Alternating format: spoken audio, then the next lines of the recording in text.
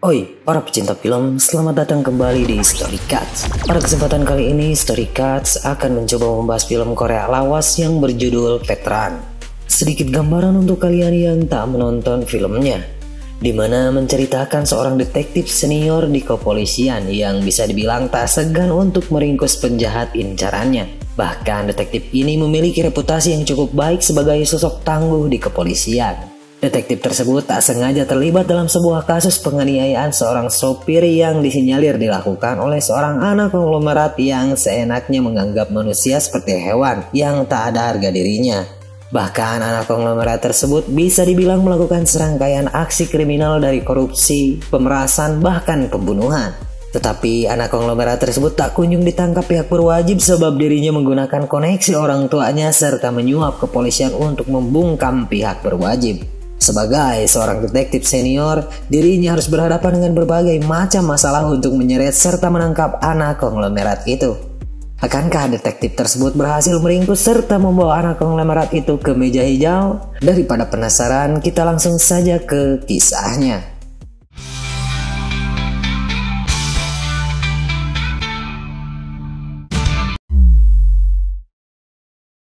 Cerita diawali dengan diperlihatkannya seorang pria bernama So Do-chul yang tengah menggandeng seorang wanita bernama Miss Bong, di mana terlihat Do-chul akan membeli sebuah mobil bekas untuk diberikan kepada Bong. Singkatnya, Do-chul pun membeli mobil putih tersebut. Namun sebelum hendak membawa mobilnya pergi, mobil tersebut telah dipasang sebuah GPS oleh salah satu sales di sana. Dan ternyata Do-chul bersama Bong adalah seorang detektif yang telah menyamar menjadi seorang pembeli untuk mendalami kasus penyelundupan kendaraan yang dilakukan oleh sales-sales tadi.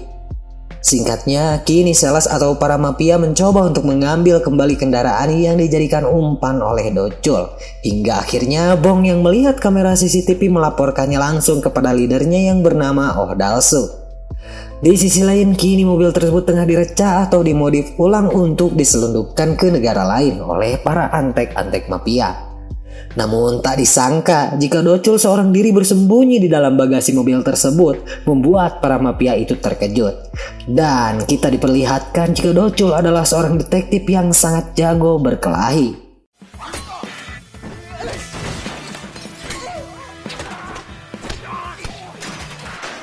Singkatnya, semua antek-antek mafia itu berhasil diamankan hingga keesokannya Do-chul ikut nebeng kepada seorang sopir kontraktor bernama Bae untuk menangkap semua penyelundup yang akan melakukan transaksi di tempat kerja Bae. Do-chul berterima kasih kepada Bae yang telah membawanya ke tempat tersebut. Sebelum berpamitan, Do-chul memberikan kartu namanya kepada Bae jika terjadi sesuatu.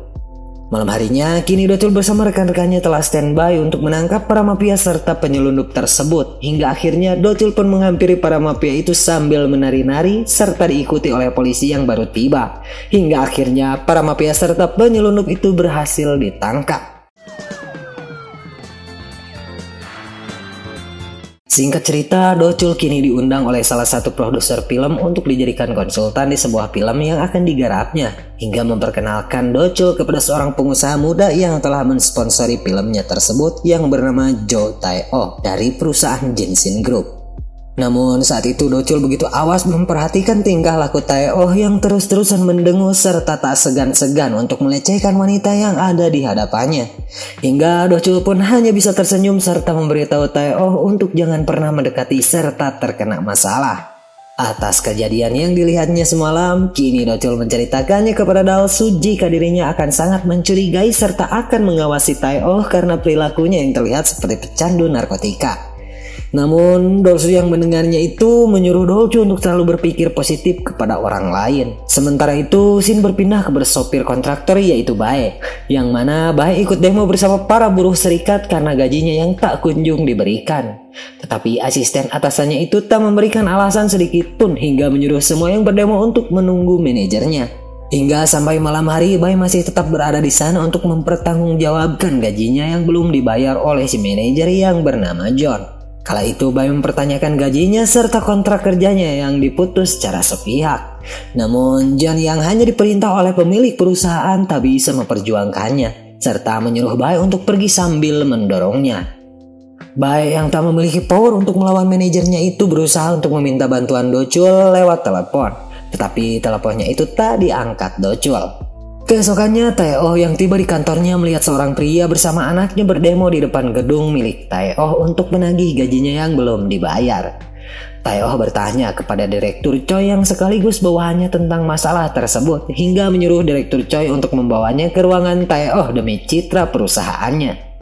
Mendengar hal itu, Direktur Choi yang awalnya tak setuju mau tak mau dirinya mengiyakan permintaan Tae-oh dan membawa Bae ke ruangan Tae-oh. Di sana Tae-oh bertanya nominal gaji Bae yang belum dibayarkan. Bae pun menjawab jika gajinya yang belum dibayar senilai 42.000 won.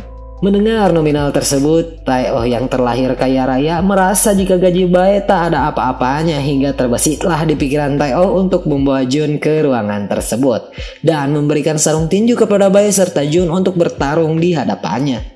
Yang mana Bae sangat terkejut dengan kelakuan Tae-oh yang sangat kejam hingga Bae menyuruh Tae-oh untuk tak melibatkan anaknya. Tetapi Tae-oh yang tak memiliki perasaan tak menggubris hal itu hingga akhirnya Bae langsung dipukuli oleh Jun di hadapan anaknya sendiri.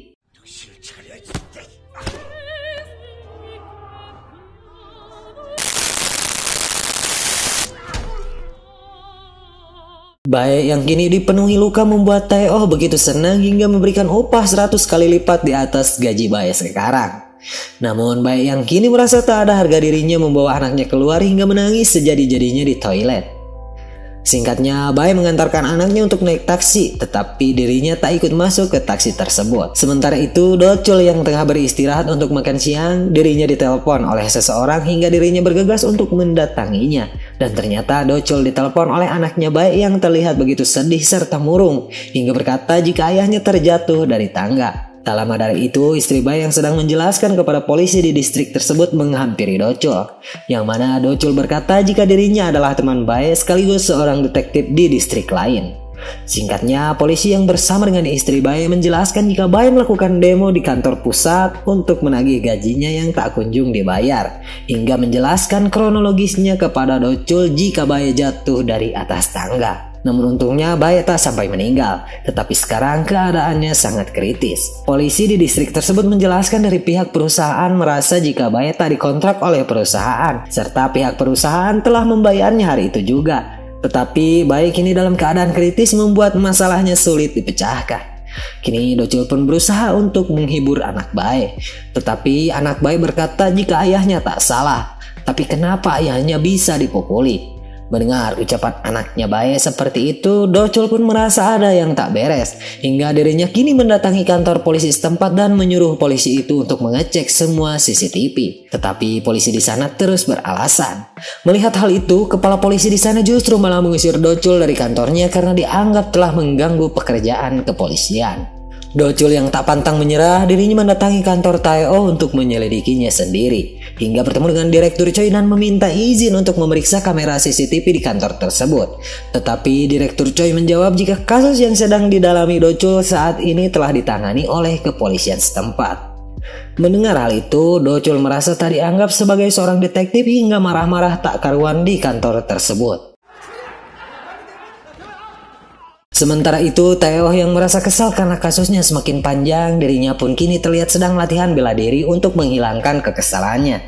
Namun pukulan Tae-oh terus dihindari membuat dirinya semakin kesal hingga akhirnya pelatihnya itu berhasil dikunci Tae-oh dan mematahkan kakinya tersebut.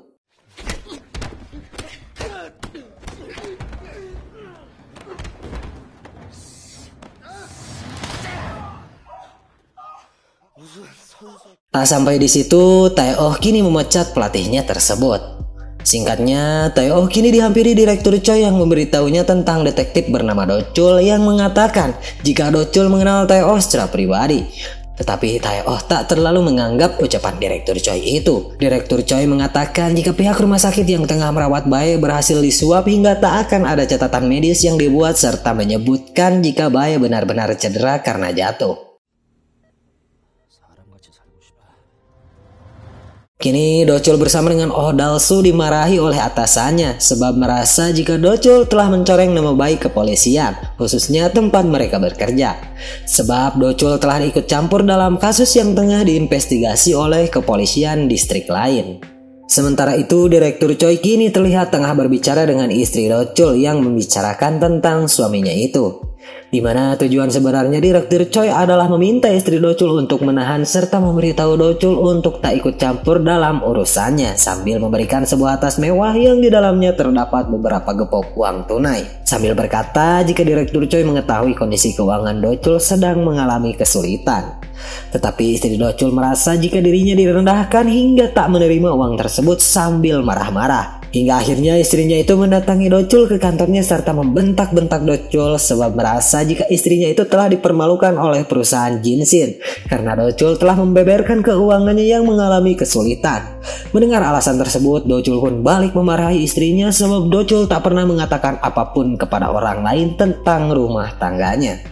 Dirasa terlanjur marah, istrinya itu pergi tanpa berkata-kata. Docul kini menghampiri Tae-oh yang sedang melakukan rapat penting yang mana Docul tak segan untuk menghajar bodyguard Tae-oh hingga dirinya membentak Tae-oh sebab Tae-oh telah melakukan kejahatan. Bahkan Docul marah karena Tae-oh telah berusaha menyuap istrinya dengan uang. Setelah itu Docul dihampiri oleh seorang reporter yang mana Docul mengatakan jika pemilik perusahaan Jinsin yaitu Tae-oh telah melakukan penganiayaan kepada seorang supir sebelum supir tersebut menjatuhkan diri. Mendengar cerita tersebut begitu menarik, reporter itu berusaha untuk membantu Docul dengan menerbitkan cerita tersebut ke awak media, yang mana tujuan Docul adalah untuk mendapatkan surat perintah dari atasannya untuk memeriksa perusahaan Jinsin secara resmi. Sementara itu, Direktur Choi kini mendatangi John yang menyuruh John untuk pergi ke luar negeri demi perusahaan Jinsin, yang mana tujuan Direktur Choi adalah untuk menutupi bukti serta saksi yang telah terlibat dalam kasus penganiayaan Tae-oh kepada Bae. Singkat cerita, kini Tae-oh ditelepon oleh seorang wanita bernama Dahi yang meminta pertanggungjawaban Tae-oh sebab Dahi telah mengandung anak Tae-oh.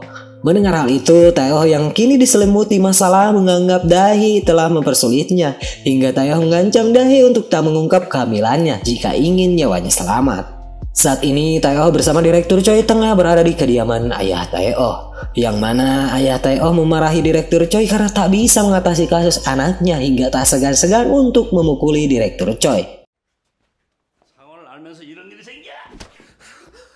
Sementara itu, Docul yang kini berada di kantor kontraktor, dirinya mendapat sebuah pesan dari reporter yang ditemuinya, yang mengatakan jika dirinya ditekan serta diancam oleh perusahaan Jinsin untuk tak menerbitkan berita tentang perusahaan Jinsin. Yang mana Docul kini mencari tahu lokasi Jun berada dan menanyakannya kepada sekretarisnya. Dan ketika berada di kantor, Docul diberitahu oleh Bong jika sekretaris Jun menelponnya dan memberitahu jika Jun akan pergi ke luar negeri. Mendengar hal itu, Docul langsung bergegas untuk menemui Jun yang diikuti oleh rekan-rekannya.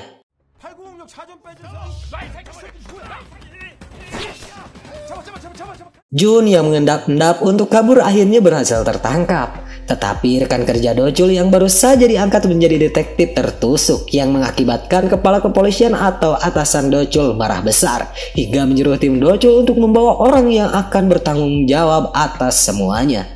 Mendengar hal itu, Docul langsung memasang wajah yang sangat senang. Tak lama dari itu, Docul ditemui oleh istri Bae yang menganggap jika ada sesuatu yang salah atau janggal dengan peristiwa yang dialami suaminya. Sebab istri Bae menjelaskan jika suaminya tak pernah mengirimkan sebuah pesan kepadanya. Sekalipun mengirimkannya, suaminya itu selalu tipe. Tapi pesan yang diterimanya tak ada kesalahan sedikit pun dalam ketikannya. Bahkan terlebih suaminya itu selalu menghubunginya dengan cara menelponnya. Mendengar hal itu, Docul kini semakin yakin jika kasus Bae telah direkayasa. Di sisi lain, ayah Tae-oh merasa jika kasus yang dialami anaknya itu semakin rumit hingga membujuk Direktur Choi untuk menjadi pelakunya dan menyerahkan diri ke kepolisian dengan jaminan istri serta anaknya akan ditanggung semua keperluannya oleh ayah Tae-oh sampai anaknya lulus kuliah. Bahkan ketika nanti Direktur Choi bebas dari penjara, dirinya akan diangkat menjadi presiden perusahaan Jinsin sebagai hadiahnya. Mendengar hal itu, Direktur Choi dengan mulusnya membawa kendaraan yang dirinya tumpangi ke kantor kepolisian untuk menyerahkan diri. Tetapi Docul yang mendapatkan kabar tersebut, dirinya merasa tak puas dengan pengakuan Direktur Choi itu, sebab merasa jika Docul yakin pelaku sebenarnya adalah Tae-oh. Kini Docul bersama timnya menjenguk rekannya yang tertusuk sambil membicarakan tentang Tae-oh, yang mana Bong menjelaskan jika dirinya mengidentifikasi tentang waktu pesan yang dikirimkan Bae kepada istrinya. Di mana Bong mengetahui jika pesan yang dikirimkan Bae kepada istrinya itu dikirim setelah kecelakaan Bae. Setelah mendengar penjelasan dari Bong, Do-chul pun kini menghampiri Direktur Choi yang telah dipenjara, yang mana Do-chul membeberkan semua yang dirinya duga kepada Direktur Choi jika Bae dihajar oleh Jun yang telah dibayar Direktur Choi. Saat Bae mengantarkan anaknya masuk ke dalam taksi, Bae kembali lagi ke kantor Tae-oh demi harga dirinya. Namun Tae-oh lah yang telah membuat Bae sekarat, tetapi Direktur Choi merekayasanya dengan menjatuhkan Bae.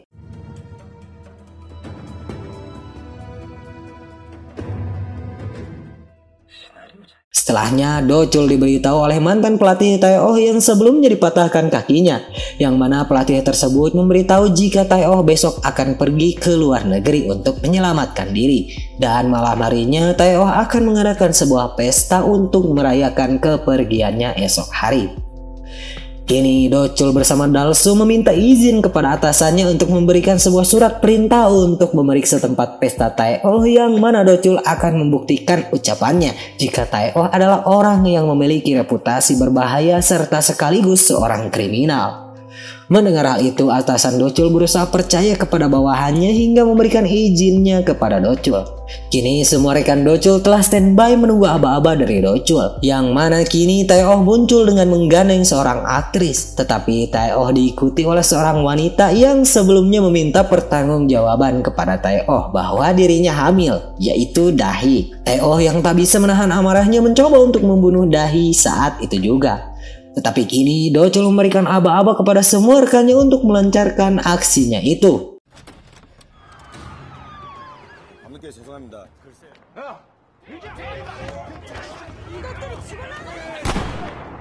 Tae-oh yang mendapat laporan jika polisi datang ke pesta tersebut, kini Tae-oh dibawa oleh bodyguardnya untuk meninggalkan tempat tersebut, serta merubah rencananya jika dirinya akan pergi ke luar negeri saat itu juga. Tetapi untungnya Do-chul melihat Tae-oh pergi hingga berusaha mengejarnya.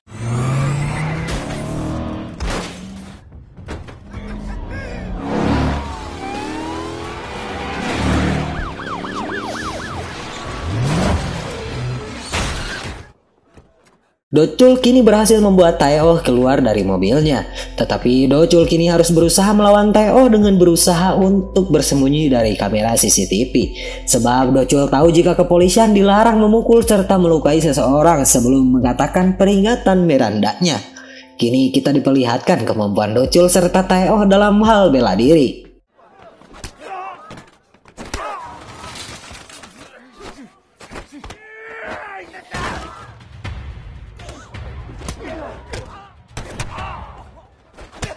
Do-chul yang hampir babak belur kini mengucapkan peringatan mirandanya hingga langsung balik menghajar Tae-oh.